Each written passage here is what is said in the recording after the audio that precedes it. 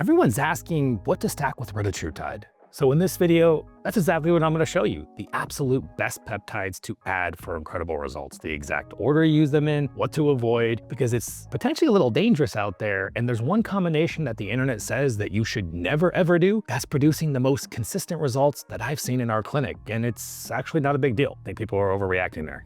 I'm Dr. Jones, DC, and I've coached over thousands of patients through GLP-1 and peptide protocols. And this passion of mine comes from losing over 100 pounds myself using these same strategies. And now I work alongside our prescribing medical team, helping people do the same. Okay, so here's the problem with most stacking advice that you're gonna find online. It usually turns into a shopping list. Add this, add that, throw it all together. But your body doesn't lose fat through one pathway. There are three systems that have to work together: appetite control, fat mobilization so that we can burn it, and metabolic enhancement. You miss one of those, especially when you're insulin resistant in the background and inflamed, and it doesn't matter how strong your stack is, you're gonna stall. That's the framework that we use with every single patient. Not what's the strongest thing to add, but which system are you missing so that we can optimize with strategic peptide stacking. So here's how this video is gonna work. First, I'm gonna show you Retatrutide's biggest weakness that trips people up and why it explains your stall or why you're not seeing consistent Reta results that everybody's talking about. Then I'm gonna walk you through the 3 peptides that fill the gap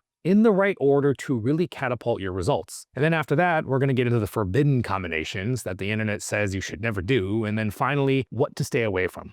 Okay, so let's get into it. So Retatrutide, the first triple agonist, as you know, it reached phase 3 trials, meaning it works. It's super powerful, works on 3 hormone switches in the body at once: GLP-1, GIP, glucagon. I know you guys get it. Every approved GLP-1 on the market right now works on 1 or 2 of those hormone switches, and Reta is the only one that works on all 3. And that matters because of what glucagon does. Specifically, glucagon is one of your main release fat signals. It tells your liver to release stored energy, and it helps your body break down stored fat. Tirzepatide doesn't touch the glucagon receptor. Semaglutide doesn't touch it either, and it also doesn't touch the GIP. Tirzepatide's pretty badass. I want to make that clear. Retatrutide does all 3. This is why the TRIUMPH-4 trial results showed 28.7% total body weight loss at the highest dose, measured over 68 weeks. Those are staggering results. So on the fat mobilization side, system 2 in our framework, Reta is a beast. Nothing else in the GLP-1 class comes close to what that glucagon receptor activation does for actually getting fat out of storage. But that strength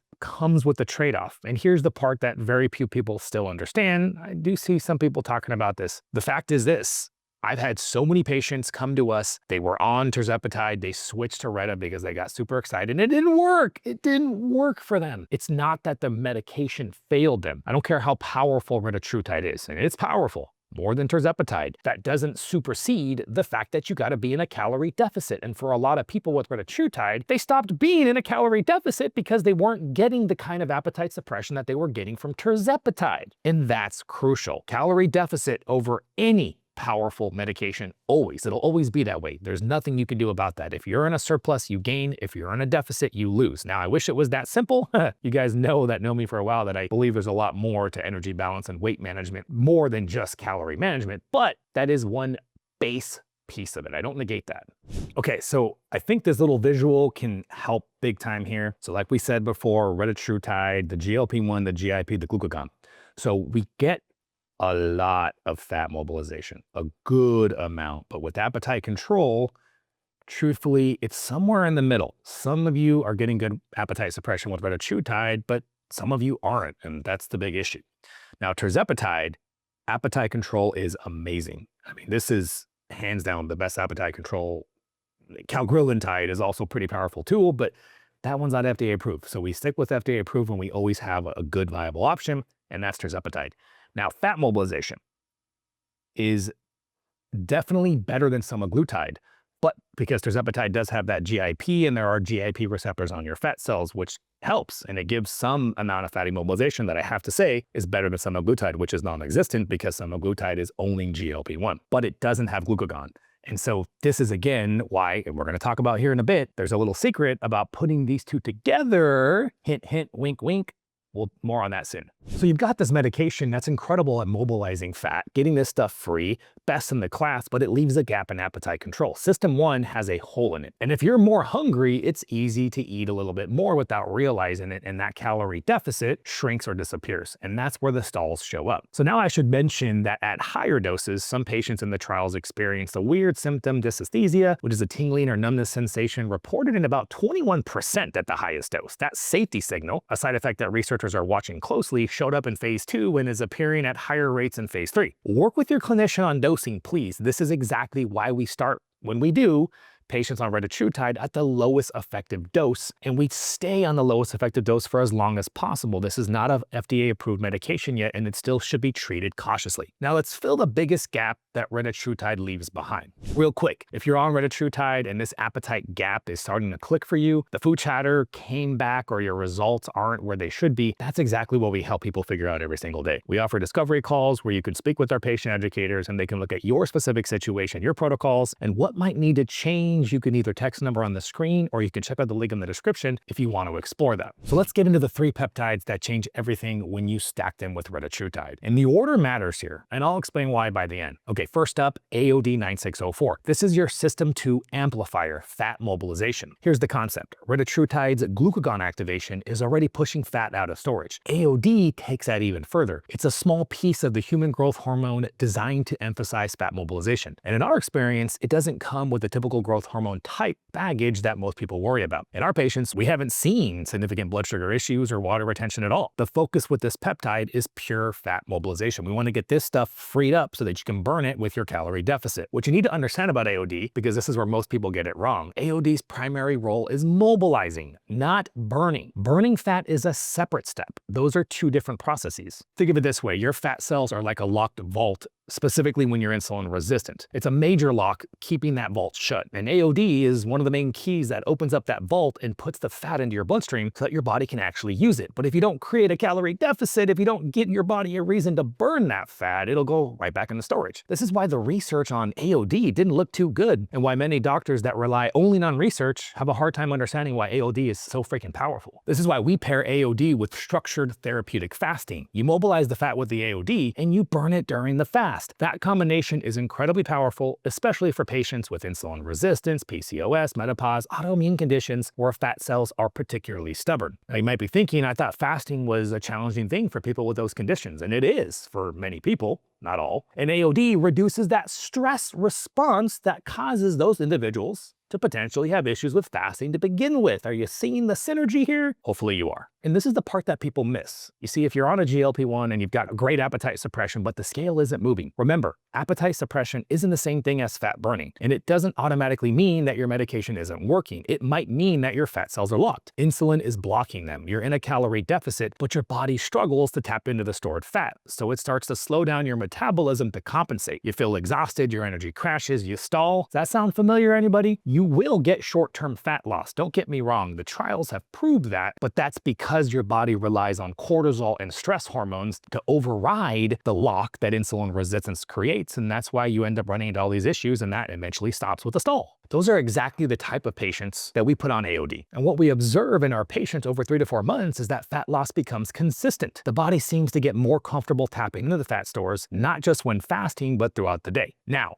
with Retatrutide specifically, you've already got the glucagon doing some of this fat mobilization work. AOD amplifies this. So think of Reta as opening the vault halfway, and AOD kicks the door wide so that we can just jam more through. Now, if you want me to do a complete video breaking down exactly how we dose and sequence AOD 9604 with fasting protocols, the whole step-by-step thing, let me know in the comments if that would be helpful to you. Now, let me show you the peptide that helps you actually burn what you just mobilized by upgrading your mitochondria from broken to burning. So AOD has the vault open, but what if the engine that's supposed to burn that fat is broken? Your mitochondria are your body's engines. They turn fat into energy. But if your metabolism has taken a beating, years of insulin resistance, chronic inflammation, crash diets that just wrecked your metabolism, those engines are running on fumes. You can mobilize all that fat in the world, and it doesn't matter if your body can't burn it efficiently. You see, that's where Sloop 332 comes into play. This is an exercise mimetic, meaning it mimics some of the effects of exercise in the body. It turns on key energy burning pathways that intense aerobic exercise actually does, but without the exercise. I call it marathon mode. What it does is turn up your mitochondria so that they burn more fat and produce more energy efficiently. It's essentially signaling your cells, act like you just ran 10 miles. And for patients who can't exercise, bad knees, chronic fatigue, recovering from surgery, this is a game changer. But it's not just for people who can't exercise. Even patients who are training hard will use Sloop during a metabolic reset phase because it does something exercise alone can't do. Mitochondrial uncoupling. It's basically your cells wasting more energy. It has to produce heat, and that burns up fuel, which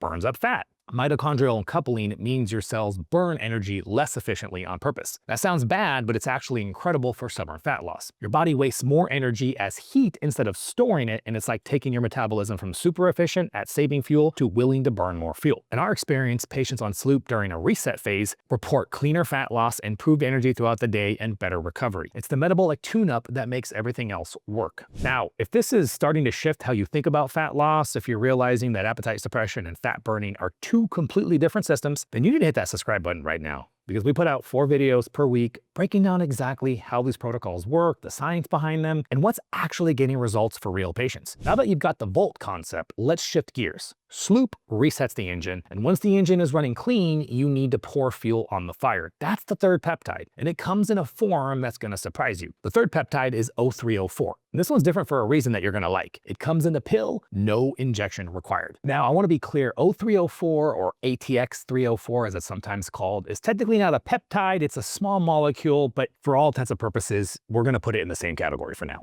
The reason why we use it is because it's an AMPK activator. So AMPK, or adenosine monophosphate kinase, is a protein inside your cells that acts as your body's metabolic master switch. And when it's activated, your body shifts from storing to burning energy. Think of it like flipping a light switch. And one position says store and another position says burn. O304 flips that switch to burn. So all the downstream things that you don't think of that are happening during general fat loss, that's what you're turning on, despite even being in a calorie deficit. What it does inside your cells is improves how well your mitochondria works and how efficiently they process energy. It's like Sloop's cousin, but instead of resetting a damaged one, O304 is pouring gasoline on a system that's already running. It accelerates what's already working. This isn't just theory. O304 has phase 2 human trial data showing favorable metabolic markers and an encouraging safety profile. Now that matters because a lot of what you hear about the peptide space is preclinical animal studies, cell studies, but O304 has been tested in humans. Now here's the critical piece, and this is where most people mess up their stack. In our experience, O304 isn't the best fit option during a calorie-restricted reset phase. If you're deep into fasting, running AOD, resetting your metabolism, we found O304 can compete with that process. It's an accelerator, not a foundation tool. You use it after the reset is complete or after you've established some metabolic flexibility with AOD. It's your body composition finisher, the thing that takes you from good to great results. So here's the sequence, and this matters a lot. AOD first, mobilize the fat, open the vault, establish metabolic flexibility over the first 3 to 4 months. Sloop 332 during that reset phase, if you need a metabolic tune-up, stubborn cases, damaged metabolism, physical limitations, then O304 to accelerate once your foundation is set. Mobilize,